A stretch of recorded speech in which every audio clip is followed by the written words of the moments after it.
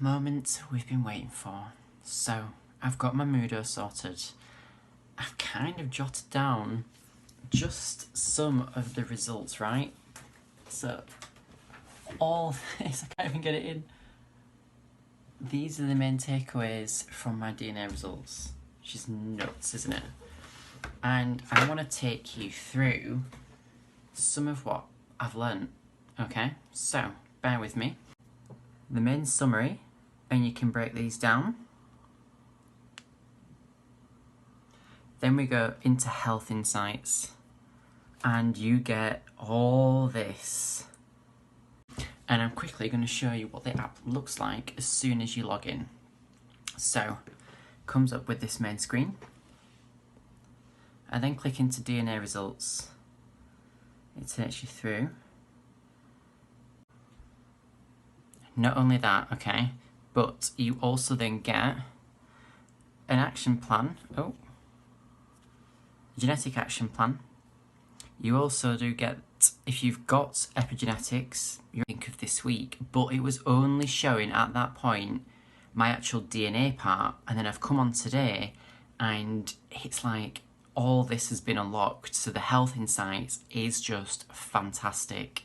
There you set how you're going to train and how many meals a day as well, and it gives you a bloody plan. And then also training, and you'll see at the bottom as well there's some more stuff coming, but I got my results on Tuesday. I think genetics coming there. You get a meal guide which you can tailor that to you and your goals. So if you're wanting to lose weight, you wanting to gain weight, you wanting to maintain, if you're doing it for fitness and endurance reasons, you can go in. So I'm going to be reading this off my board that's here in terms of telling you a little bit more about my results. So going through the DNA side, my main summary takeaway points, which are quite interesting, were that I don't need BCAAs, which is good because I kind of don't use them anyway now. I'd use EAAs if anything. I'm caffeine sensitive. I didn't know this, so but it does explain a few things. Also glutamine, low benefit for me. I have a poor sugar response, which does link in then to something else, which is YoYo dieting is negative to my health. So if I'm going to diet, or obviously then reverse out, it needs to be steady away, it needs to be controlled, not just high and low. You know, no quick calorie drops, it needs to be steady away. So then leading on to that as well then, is I also have a poor response to saturated fat. So yeah, not only do I need to cut down my sugar and my shit foods, but the sat fat. Intolerance in terms of the impact it has on my skin, but I don't actually have like an intolerance. And also I need to decrease my sugar and my caffeine to also help with my skin, but on the whole my skin is actually. In terms of vitamins, so vitamin B12 and vitamin B6, I'm at an increased risk of deficiency. I think that was it for my main takeaways on that one. But also just from a food standpoint, so gluten, I've got a mild, pretty good, I come out pretty normal for all the markers. So it tells you things like wrinkles, freckles, skin type, skin colour, all sorts, it's nuts. So in terms of the proposed things I could be implementing into my lifestyle, and this is not only supplements but food containing X, Y and Z as well. So the main things for me were things like vitamin A in the form of like retinol, acetate or palmitate, lycopene, vitamin C in terms of maintaining collagen production, as well as manganese, copper, B, as well as choline and arginine, which are ones that are recommended for me. So yeah, it's, I suppose, I mean, I've used quite a few of them in the past anyway. I've actually been running down my supplements because of all this. 3, 6 and 12 are important for me anyway, just in terms of my other results. Iron, hyaluronic acid, Selenium is one that I am at increased risk of deficiency of anyway, so that needs to be implemented. I will benefit as well from omega-3s. So another interesting one for me was actually about my body in terms of muscle. So this is actually really interesting because this explains a lot why I sometimes think I don't work hard enough. So my exercise-induced muscle pain and my stress-related muscle pain is on like low. Like I don't feel it. I don't get aggravated. I don't get pain. Above normal oxygen use. Interestingly, my anaerobic threshold, I am gifted. Boom. And I've got fast recovery. So I'm kind of lucky in that respect, but then in that also on the opposite side, it's hard for me to get DOMs, that's when I know that I've done some really good shit. I have above normal muscle power and stamina, and also. So next, mental health, something else that's important to me. I'll go on to sleep next.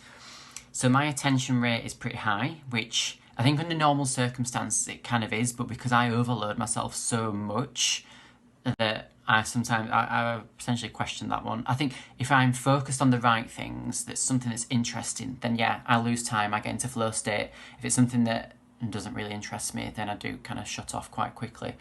Workaholic. Tick. It tells you that. And I tick it. Apparently I've got a good memory. I do most of the time, I guess. I'm a non-night worker. Very true. I'm very much a morning person in terms of my working style and like most productive time of the day. And then it also rates you like a Worrier versus Worrier, and I'm bang in the middle. So yeah, I'm kind of nicely in the middle of those two. So sleep. Let's talk about sleep. So I need more than average. I wonder why I struggle to wake up in the morning, and now it kind of explains it. And I'd benefit from how, as and when I do have shit sleep, it is generally down to external factors, that is completely true. Stress doesn't affect my sleep, boom. And caffeine does affect my sleep, and it's recommended 6 hours, in like melatonin-rich food in my evening meal, of which includes things like tryptophan, folate, B12, B6 and zinc, and I do take zinc separately anyway before bed. I don't have fragmented sleep genetically, so I have to sleep in to stop caffeine intake. So yeah, not bad. And then just a couple more important bits. So eye health, I am interestingly at a slight increased risk of degeneration, sight degeneration, as well as an increased risk to open angle glaucoma.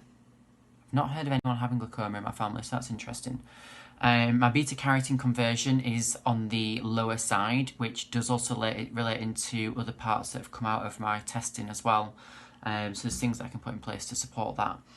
And it's also related to my decreased levels of vitamin B as well. So again, my 3, 6 and 12 that are already in there has been highlighted. I've got a slight increased risk of LDL to HDL ratios. So that's obviously just due to lifestyle factors, which I have very much in my life most of the time until this injury. Oral, the only thing that came up in that is increased risk of gum health. So yeah, I do kind of get bad gums. Immunity is good. The information that it actually gives you, it gives you the bump and the science about what it's looking for on each of these sections. It will then say how you relate to the above. It then will also give you a recommendation of how to obviously increase. So after all that, just to highlight to everybody, there is a lot of information, and if you're really into the science side and understanding your body, this is fantastic. But it is also very user friendly, or decrease that risk factor. So the information is quite short and concise, and it does give you, quite a lot of ease of use and direction as to what you actually want to focus on. So if anyone is looking to better understand their bodies, to make sure that what they are doing, what they are putting in supplement-wise, food-wise, training-wise, make sure it's right, make sure you're not wasting your time, your effort, your money, get a MUHDO test.